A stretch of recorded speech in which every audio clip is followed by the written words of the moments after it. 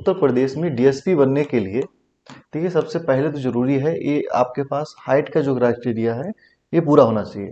देखो हाइट के क्राइटेरिया को मेल और फीमेल में हम देखते हैं। मेल के लिए मतलब जो पुरुष हैं उनके लिए अगर वो जनरल ओबीसी और एससी में आते हैं तो 165 होनी चाहिए, 165 सेंटीमीटर।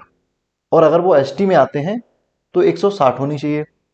अब यहीं पर बात कर लेते हैं फीमेल की। फीमेल के लिए क्या है, जनरल कैटेगरी ओबीसी और एससी के लिए है 152, और अगर फीमेल एसटी कैटेगरी की है तो 147। तो डीएसपी बनने के लिए फिजिकल क्राइटेरिया में हाइट का सबसे ज्यादा रोल होता है।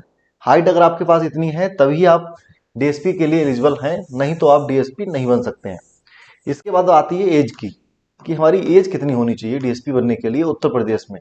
यूपीपीएससी के थ्रू जब आप एग्जाम देते हैं, देखिए इसमें एज का क्राइटेरिया 21 से 40 रखा गया है। लेकिन जो एससी के लोग हैं और जो ओबीसी के लोग हैं इनके लिए 5 साल की छूट मिलती है।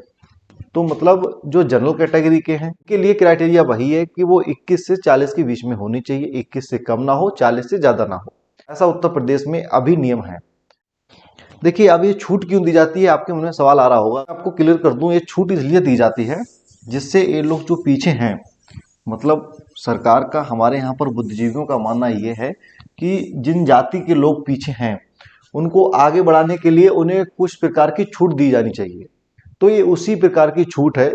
और हाँ, इसके अलावा ये भी डाउट आता है कि हमारी जो एजुकेशन क्वालिफिकेशन है वो क्या होनी चाहिए। देखो आपने ग्रेजुएशन किया हो, आपने चाहे बीए किया हो, बीएससी किया हो, बीकॉम किया हो, बीटेक, बीएमएस, एमबीबीएस, कुछ भी आपने किया हो, इसमें कुछ मैटर नहीं है, आपको एलिजिबल हैं, बस ग्रेजुएशन आपने किया हो। डिप्लोमा वाले जिन लोगों ने मतलब 12th कर लिया उसके बाद डिप्लोमा किया है वो लोग इसके लिए एलिजिबल नहीं होते हैं। और दूसरी बात इसमें क्या है कि उसमें मार्क्स कितने होने चाहिए, हमारे कितने परसेंट मार्क्स होने चाहिए। तो परसेंट का इसमें कोई क्राइटेरिया नहीं है, आप पास होने चाहिए। ग्रेजुएशन आपने भले ही 40% से या 50% से किया हो या 40 से भी कम में किया हो, अगर उस यूनिवर्सिटी में ऐसा प्रावधान है कि वहां पर 33% में आपको पास कर दिया जाता है तो आप पास होने चाहिए। मतलब कहने का मतलब ये है कि आपने डिग्री में जो भी आपने डिग्री की है ग्रेजुएशन में वो आप पास आउट होने चाहिए, मतलब उसको पास कर लिया हो। फिर मैटर नहीं करता है कि उसमें मार्क्स कितने थे। और एक चीज और इसमें अच्छी है कि आगे चल के जब आप शॉर्टलिस्ट किए जाओगे तो उस समय भी नहीं देखा जाता है कि ग्रेजुएशन में आपके कितने नंबर थे, मतलब जिसके बेस पर कहीं ऐसा ना हो कि ग्रेजुएशन वाले को पहले मौका दिया जाए। नहीं, ऐसा नहीं है। जो भी आपका परफॉर्मेंस है वो आपका एग्जाम में होना चाहिए, जो यूपीपीएससी के द्वारा होता है। ये 3 स्टेज में होता है, प्री होता है, फिर मेंस होता है और फिर इंटरव्यू होता है। ये प्री वाला जब हो जाता है तो इसको हटा दिया जाता है, इसके मार्क्स नहीं जोड़े जाते हैं।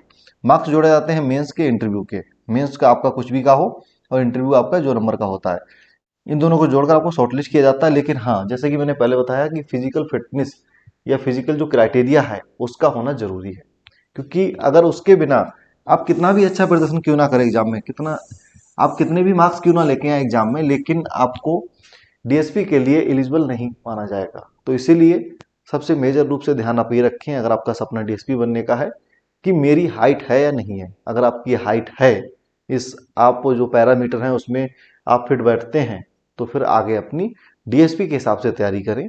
नहीं तो बाकी और सारी सर्विसें हैं जिनमें फिजिकल क्राइटेरिया नहीं होता है।